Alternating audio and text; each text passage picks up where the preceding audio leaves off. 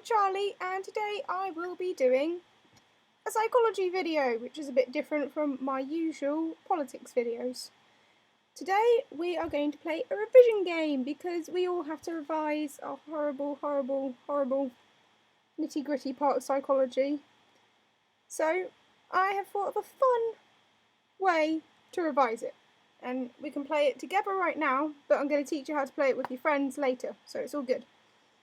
So this applies to the how science works section of the course, in where we learn the random the things that we need to know to then apply to studies. In our psychology class we call it making the orange go green. The orange refers to the how science works.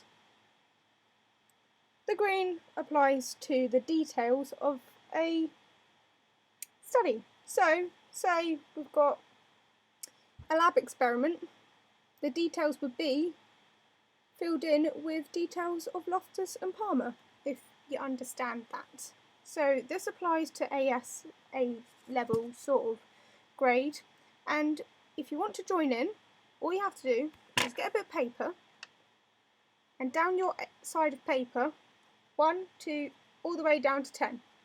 Because what I'm going to do is, using the fez of knowledge, I'm going to pick out 10 bits of paper from here, which my psychology teacher doesn't know this, but I cuss up his lovely sheet he gave me the other day to create this. And I'm going to pick out one of these. I'm going to ask you a question that is on it, and you are going to write the answer down. So it's all good. Ready? Here we go!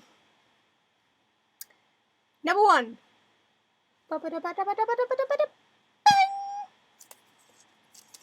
Number 1 is a self-report, questionnaires and interviews. Can a very large data set, samples, collect quantitative and qualitative data? What is a positive of quantitative data? That's question number 1. What is a positive of quantitative data? Feel free to pause this video as you're going along, you know, as you do. Don't think my camera's working. Doesn't matter. Question number 2.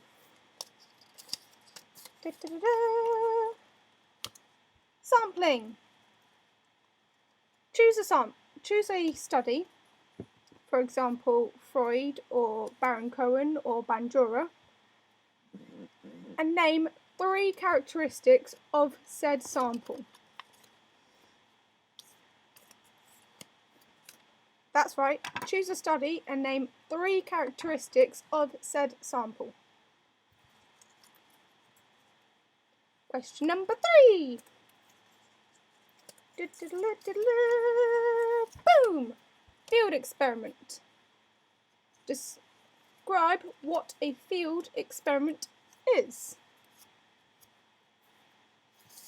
I want to keep them in order. Describe what a field experiment is.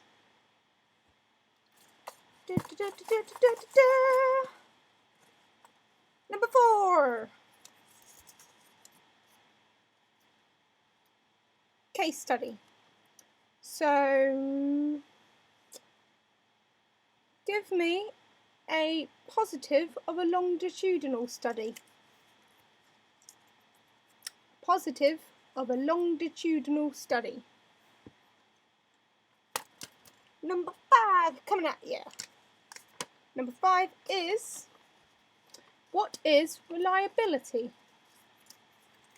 Halfway through, guys. Woo! Number 6.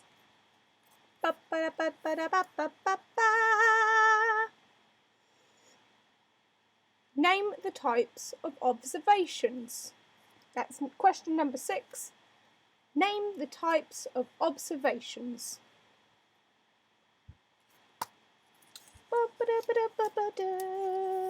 Number 7. Describe what an opportunity sample is. Describe what an opportunity sample is.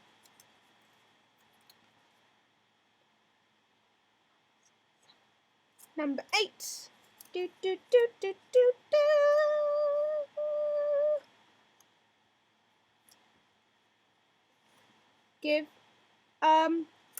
Describe for me what is a longitudinal study. Because for some odd reason that's in there twice. Question number 9, the penultimate question. Give me an ethical issue that has to be considered in a study. Give me an ethical issue that has to be considered in a study. And the last question, guys. Wow!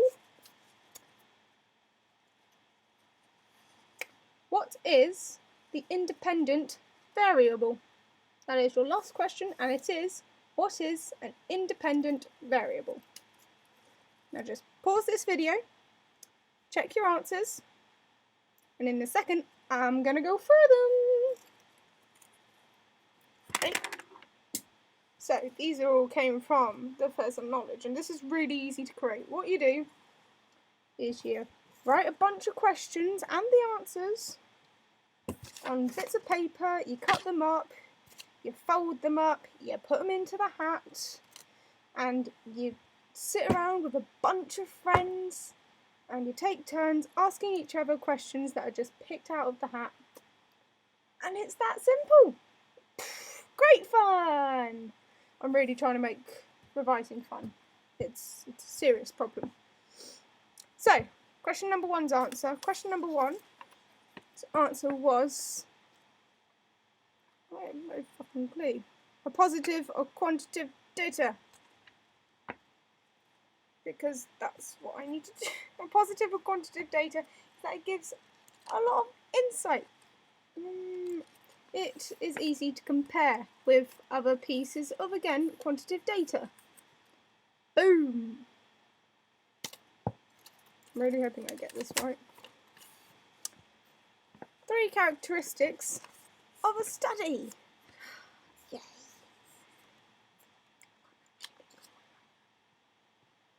The Maguire study is the one I'm going to do off the top of my head. They were all American, they were all male, and they all paid $1 for an hour. No, $5 for every hour they were there. That's what I can remember off the top of my head, and that scares me a bit. I need to do more revision. I know I do.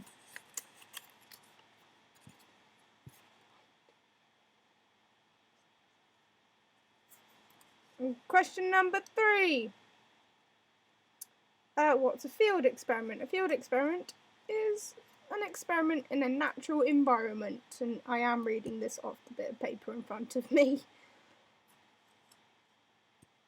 Would you like to know more? The advantage of a field experiment is its high in ecological validity, because you're studying natural behaviour. That's good to know, but you can't control extraneous variables, which kind of sucks. Yeah.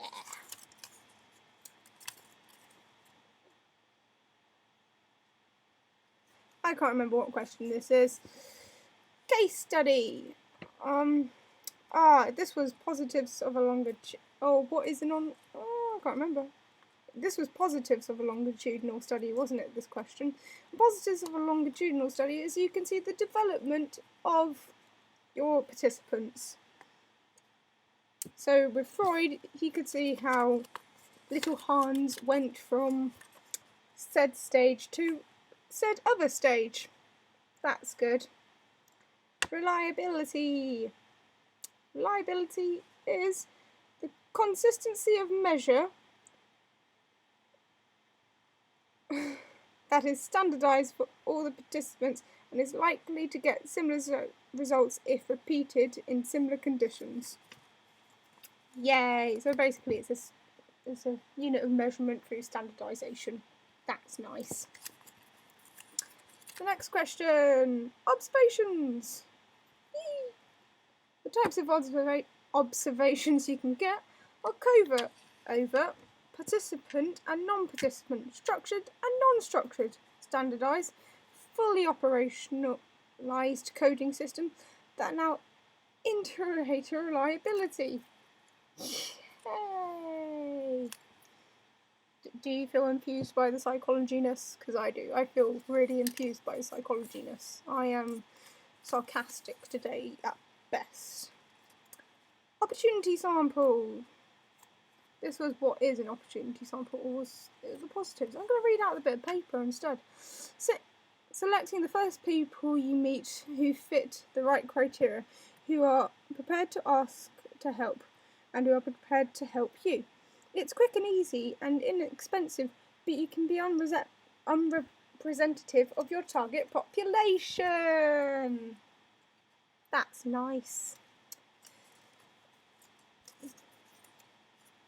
Longitudinal. This isn't what an actual longitudinal is. Over a long period of time, you can collect both quantitative and qualitative data, and it tends to use case studies. Various data sets, one cohort. What they mean is basically you've got one group or one person you are studying for a really long amount of time. But you can collect loads of different data because of that, so that's really nice.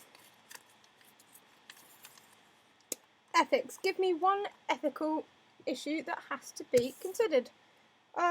My favourite one is it inflicting mental or physical damage to the person? But other ones you could have are something like, have they given fully consent? Are you deceiving them? Things like that. Basically anything that you read that sounds really freaking dodgy in a study, it's probably going against ethics. Just saying. And last question that we're going to go through is experiments. What is the independent and the dependent variable? The independent variable is manipulated by the experimenter. That's the one they're changing to get the results. And the dependent variable is the one that they're sort of measuring. That's nice. I hope I helped, and if I didn't, well, this was great revision for me, so screw it. Have a nice time, enjoy revising psychology, and I will upload later when I can be bothered to record. Bye!